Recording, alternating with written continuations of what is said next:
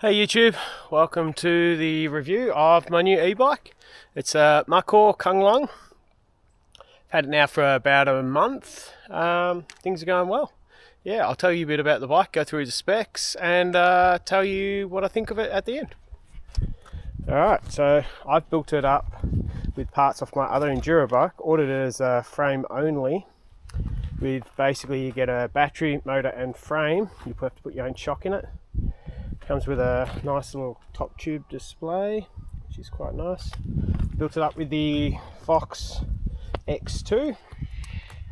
You can build it up in two kits. This is a 230 by 65 shock, which makes it 175 mils, and paired with the Fox 38 at 180, gives you a head angle of just over 63. I think standard they come with a 170 at 64, but with a 180 I think it's like 63.2 or something. Built it up with Shimano XT brakes, 12-speed gearing, which I'm about to change to link glide. Put a 1-up 210 dropper on the large, which large comes in at a reach of 479, and it's got fairly long chain stays at 454, so it's pretty stable going uphill. Wheelbase is just on 1300, so it's quite long, which means it's quite stable descending, but still quite agile and nippy for a bike. Weighs just under 24 kilos with this build kit. So that's alloy wheels, downhill alloy wheels. I went with the Sun Regal, and I even went full Chinese with the hubs and everything, which actually worked out really well. They're actually really good. So I've had it now for about a month. Built it up with a short stem. It's got a 35mm stem with a 1-up 35 bar, 780. Yeah, the top tube I think is 420 something, I can't remember exactly, but the seat tube angle is 77, so it's actually quite steep, as you can see. It's even got a little cover there so you can access the bottom of the dropper to hook it up. Inside the frame it's got all cable guides. You have to actually route the cables in, but all through the frame they come out the bottom there, and you can pop them all out. The Bafang 510 motor's been great. It's paired with a 720 watt hour battery, which has been great for big rides. Plenty of juice.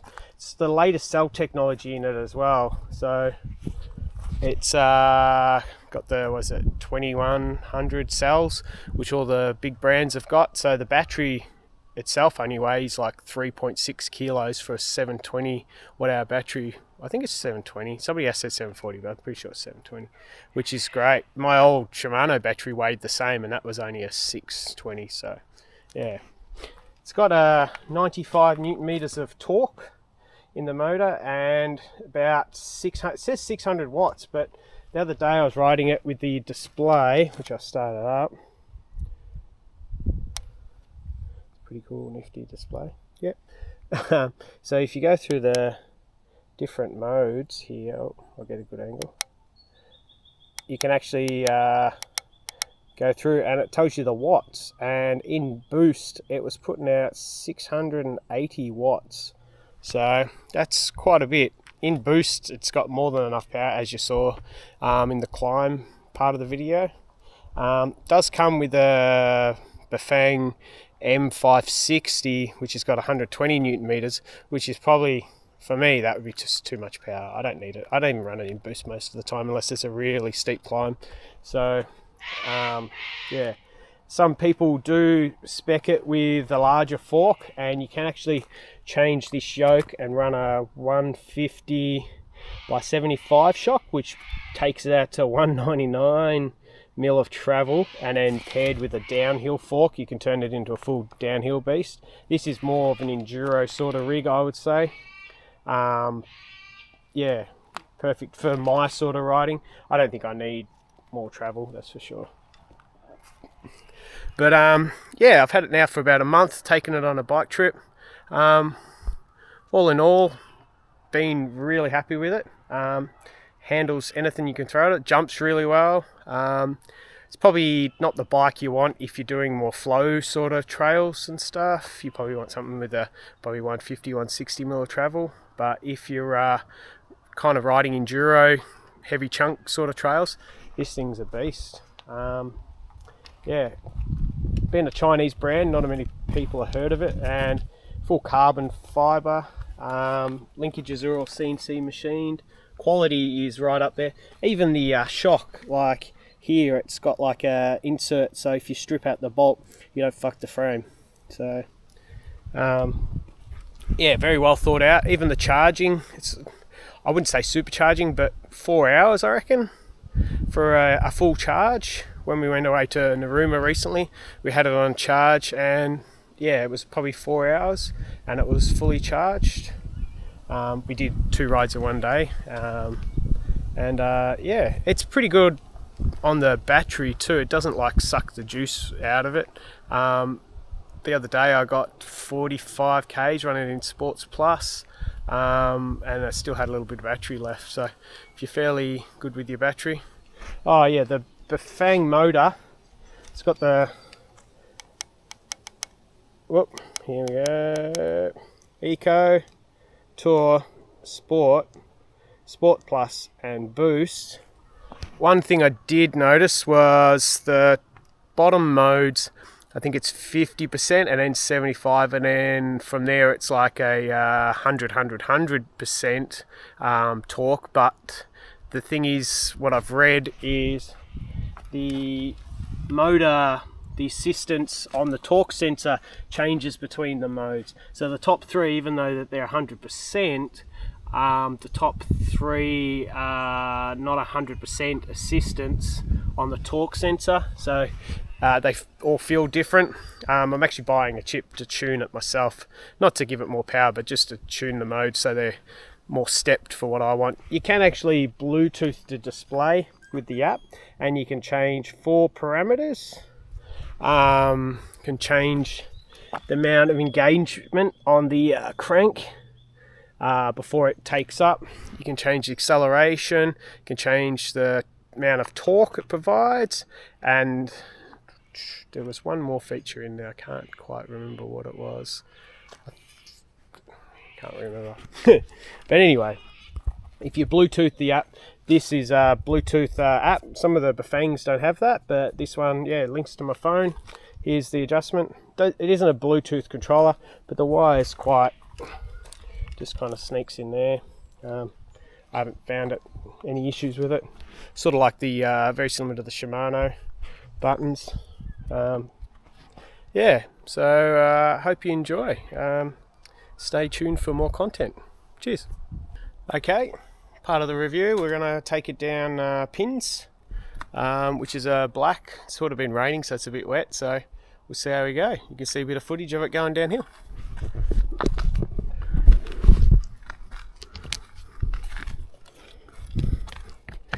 Oh, Jesus.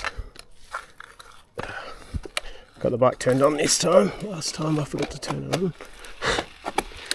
Here we go.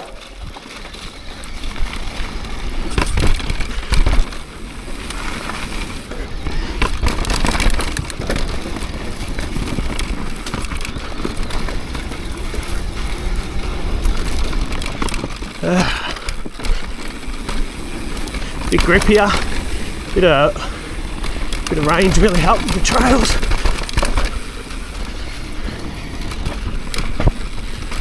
Probably not helping with the roots though.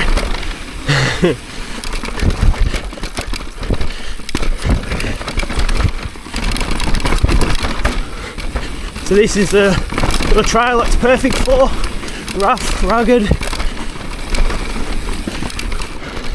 rooty. Whoop. Taking it a little bit easier today. It's a bit slippery. Whoop.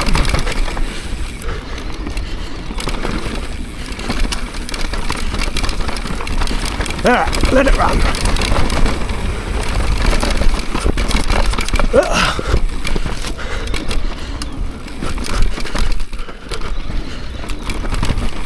Motor's got a little bit of a whine, but they all got a noise, indistinct noise. it's pretty good overall. Oh, slippery route.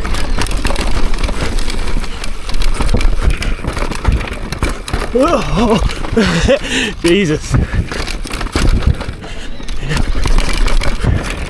In the wet. Roots are a little bit as it's going. Oh.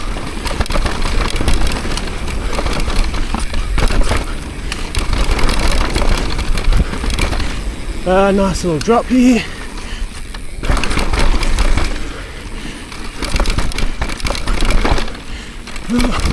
High over the road.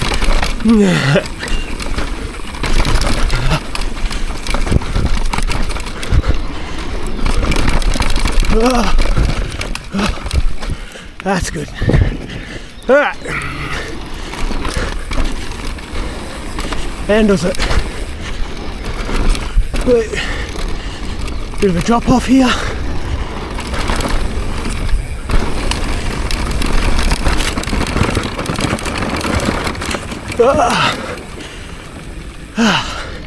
So you can see the suspension eats that up.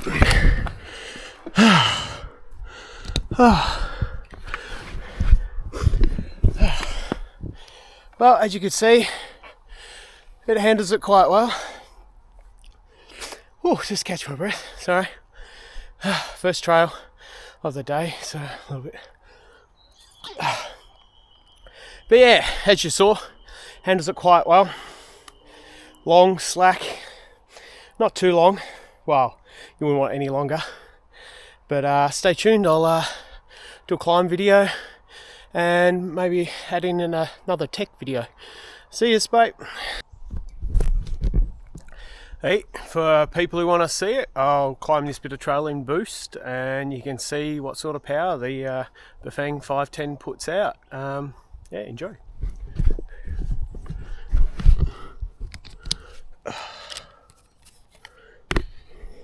Alright, she's set to boost. Camera angle of the dangle looks about right.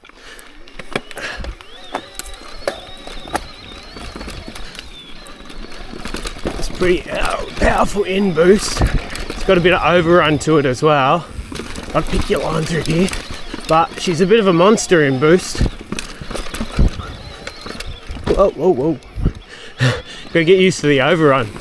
Every mode has a different amount of overrun. Boost has the most.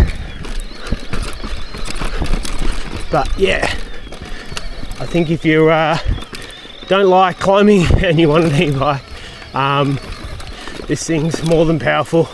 Can only imagine it does come with the Bafang 560 motor as well, which is 120 Newton meters, which I think would be overkill. This is 95 in boost. I can't imagine wanting any more power. It's quite quick.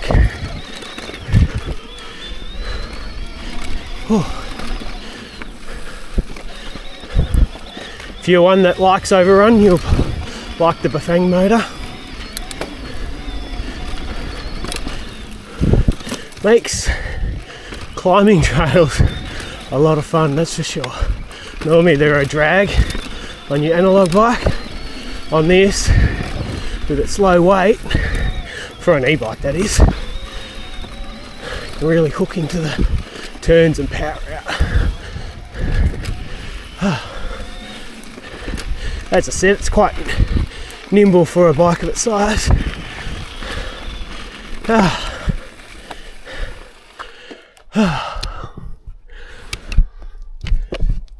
Yes, so as you can see, boost, climbing, very fast. Alright, I'll catch you next time. Bye. Alright, on a bit of a back trail over to Eaton's. Thought I'd just show you the how it goes through, backcountry sort of stuff. Well, choose the gear.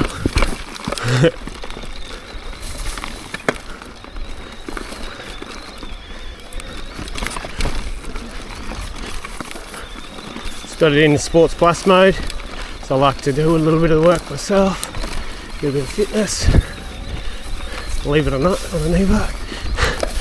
Turn here, big tree down there.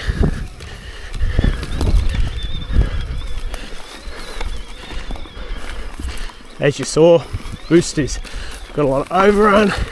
It's good for climbing steep stuff, but for just riding around, it's probably a little bit too much. Alright, descent. Just been careful. There's a few roots to catch me out, and they're a bit wet.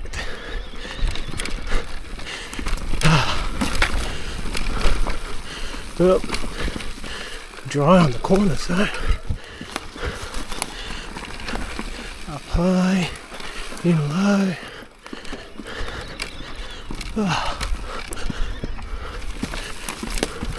Get high here.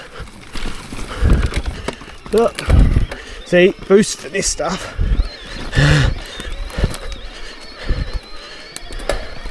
It's like powers up it. Back to sports mode. I think I'm almost due for a new drivetrain. This wasn't brand new when I put it on. It's off my other bike. It's starting to get a bit noisy.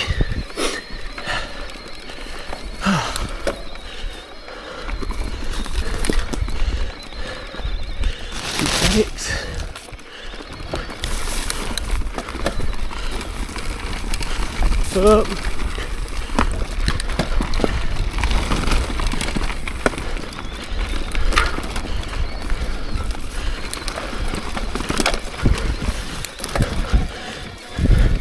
See, any sports plus mode climbs quite well.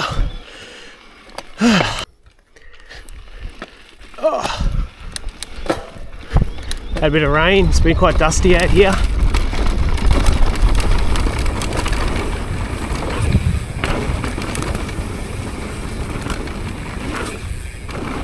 Not very good on the jump, so not hitting them all, but don't judge me. This one's a bit big for me. Oh, done a bit of work on it, which is good.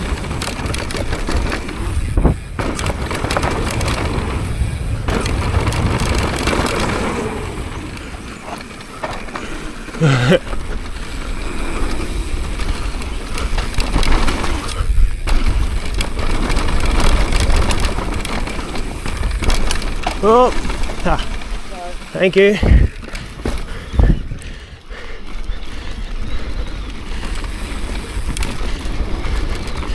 Get out with this kid.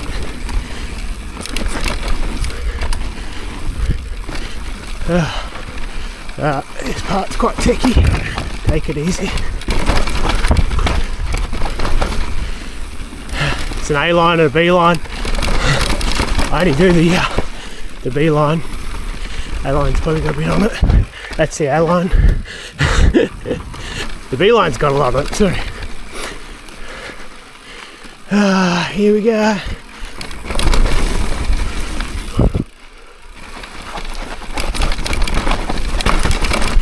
Whoop. It gets the heart going.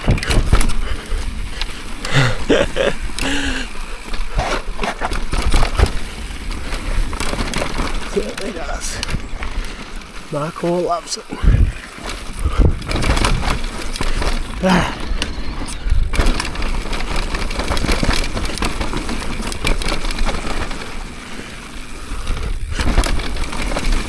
Whoa, whoa, whoa.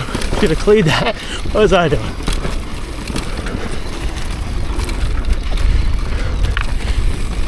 A bit more mellow at the bottom.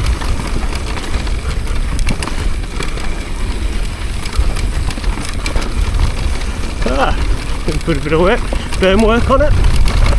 It's good.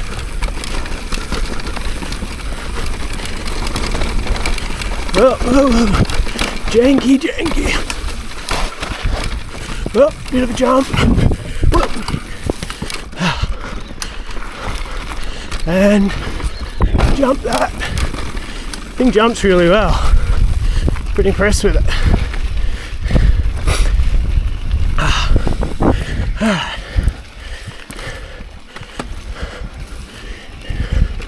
Boost it up.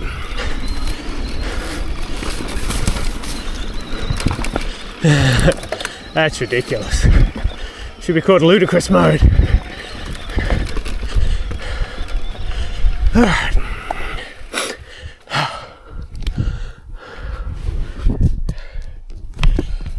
Alright, that was Parkos. Hope you enjoyed. Subscribe. Watch for more content of the Kun Lun. Cheers.